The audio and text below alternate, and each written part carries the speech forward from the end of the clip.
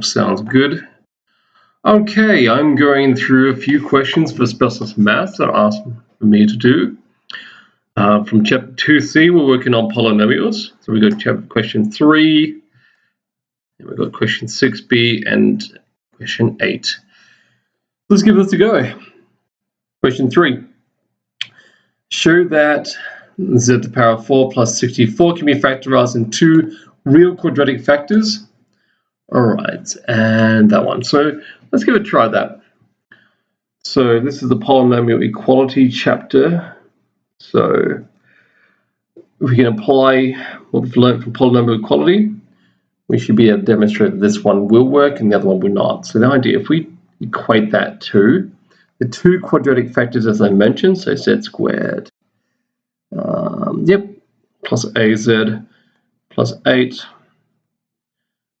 z squared plus bz plus 8, and expand those. So z squared. All right, just carry out the expansion of this. Look at our cubic terms. So cubic terms, so sorry, z to the power 4. What am I doing? It's the first term, plus. All right, z squared plus bz and az times z squared. Those are my two cubic terms. So I'll have a plus b z cubed. My quadratic terms, I have 2 times 8, 8 times, sorry, z squared times 8. 8 times z squared. I also have the product of these two. So I would have 16 plus a b z squared. All right. My linear term, I've got az times 8, and I have bz times 8. So I have 8a plus 8b z, and then I also have 64. All right, so from that I know, because this has no cubic term, quadratic term, or linear term, so thereby the coefficients of these three, that, and that, are all equal to 0. A plus b equals 0.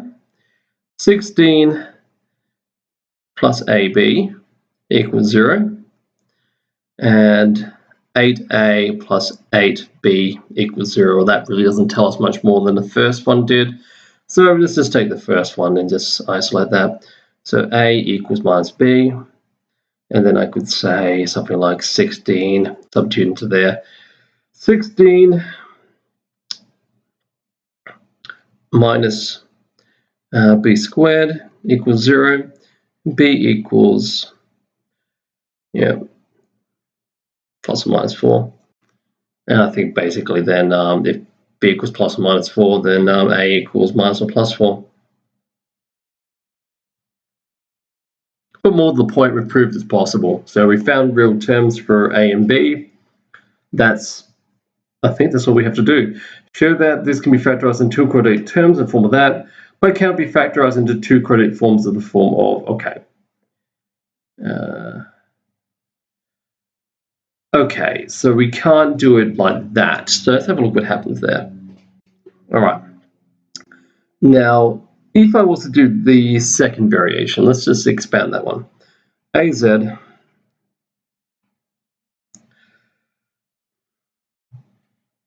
okay, plus 16. And okay, bz plus 4. Okay, carry out the expansion of that. Let's see what happens. Z to the power of 4. Okay, plus a plus b z cubed.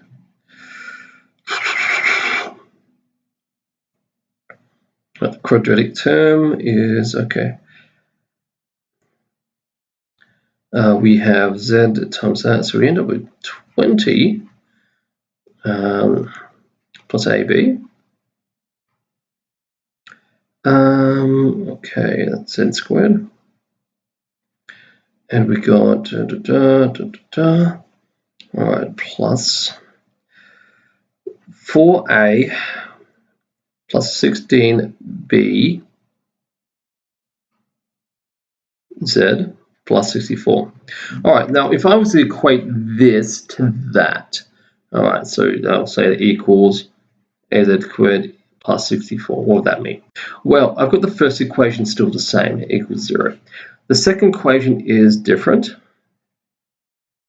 Okay, and let's write the third equation just for good measure.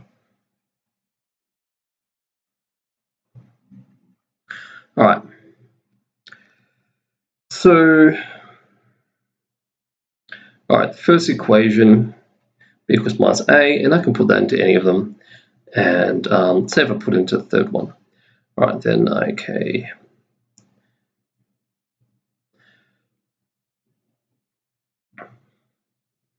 All right, so 4a minus 16a equals 0. So minus 12a equals 0, a equals 0. Well, is that consistent? Not if you go and look at this. So if you actually look at these, basically we've got a problem here.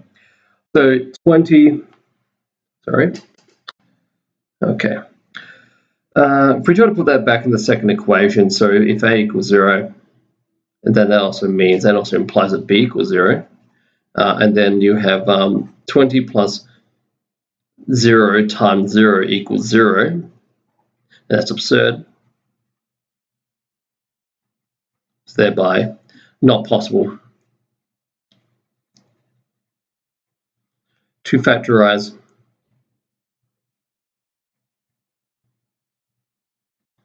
with quadratic factors of this form.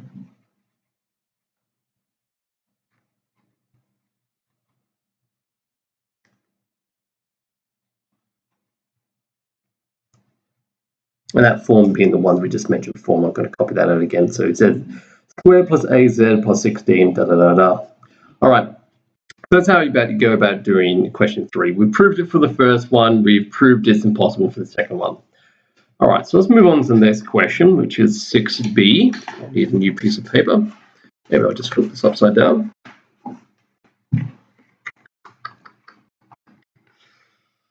All right, I'm going to improve my setup, but that's all right. Okay. All right, 6b. All right. This is a factor of that cubic. Find a is in real and all the zeros of the cubic. All right, let's go try that one. So if we've got a linear factor, then the rest must be a quadratic factor. Okay. So let's write out the cubic first. So 3 z cubed minus z squared plus a plus 1 bracket z plus a. All right. Equals, I might need a bit more space, so I'm writing another line. 3z plus 2. Okay. So on the expansion, we know we're going to have a quadratic term in here, and we can probably guess what the coefficient of some part will be. All right, the coefficient here, so times by that, will just be z squared. Okay, and I'm going to make that kz for the time being. Okay, what should I put on here? Well, the multiplication of this times that number equals a. Hey, why don't I just say that this is a on 2? Well, there we go. That saved us a bit of effort. And then if we expand it out, 3z squared plus 3z, okay, quadratic term, cubed. That's where we're going with that. That times that, and that times that. So we've got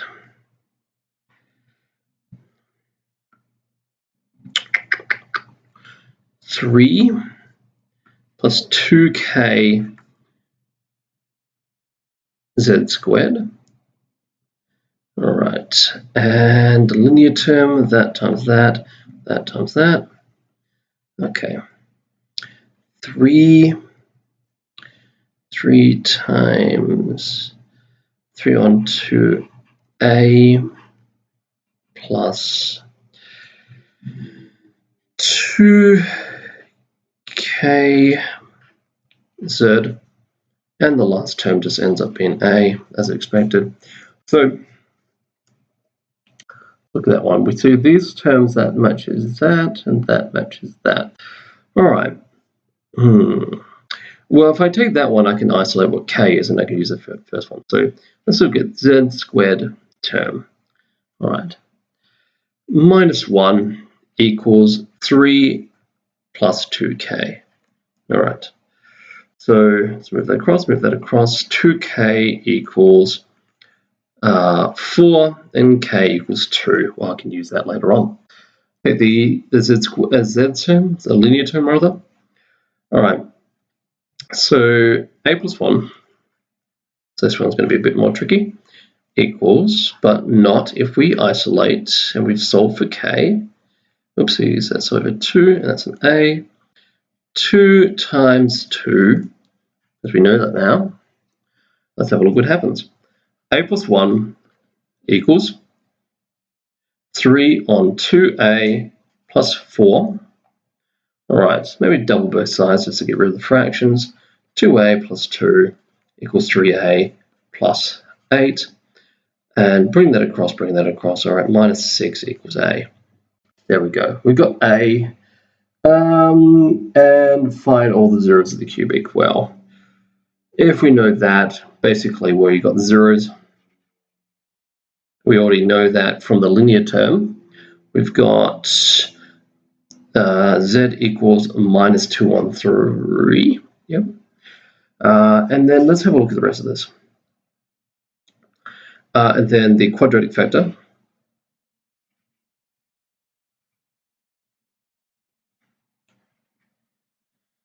Z squared. Okay, k was 2 plus 2k minus 3. And, okay.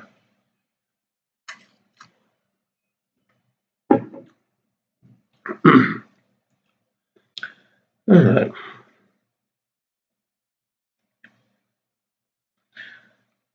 So as simple as that.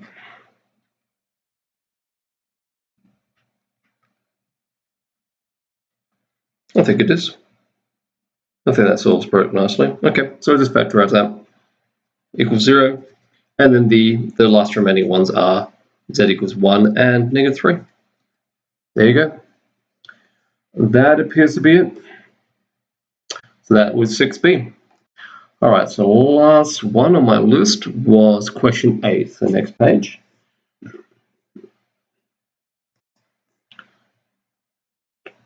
Question 8. All right, so perfect square. We're used to the perfect squares of the form of kind of ax plus b all squared. But this ends up being a quartic, so this is basically this has to be the square of a quadratic factor. So that's what we're going to do. So I need a new page. Let's do that. All right, so question 8.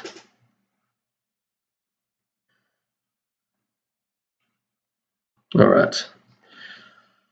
So the idea is 4x to the power of 4x to the power of 4 minus 4x cubed plus kx squared minus 6x rather.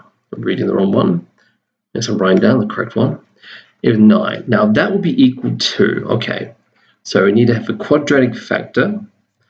And now the leading term, I'll believe it'll be this. I'm going to say plus kx. And I reckon the final term will have to be 3. You square that at least yields these two terms. I can't guess the rest of it from there. Actually, I will not use k because k is used there. Let's change that into an a. There we go. All right, there we go. So we don't use the same unknown twice. All right. Now if I square that, well, times by itself, 4x4. Okay.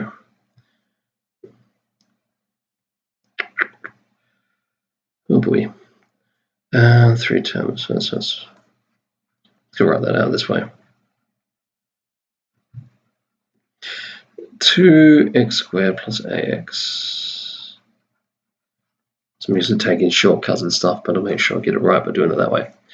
All right, so quartic term, cubic term would be, okay, that times that, and that times that. So then I've got 4ax cubed. Okay. Quadratic term, I've got plus 2 times 3, 3 times 2, so I've got 6. I've got a times a plus a times a squared, x squared. Okay.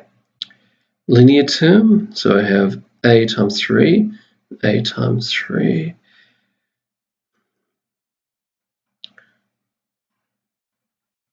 6a x. All right, and finally another linear term. Nope.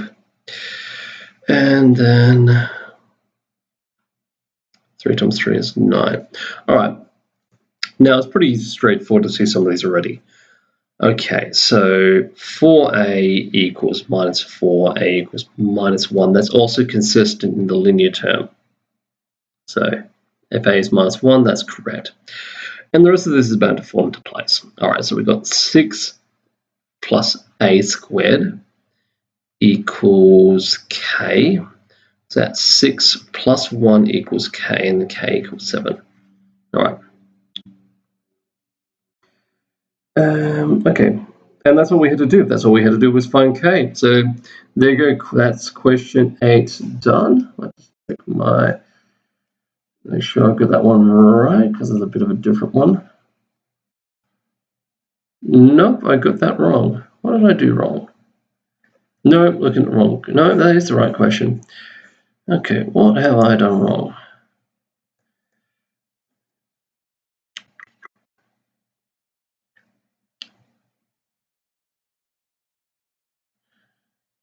I go into a lot more detail than I do.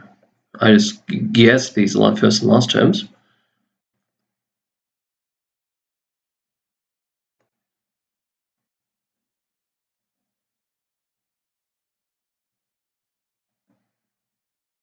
Well, so A was plus or minus 2. I got that one right.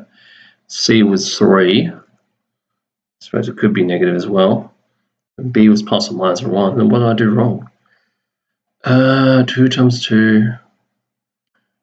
Did I not group up enough of this? What did I do? Oh, yeah. Actually, yeah. If I multiply those out, this actually should be 12.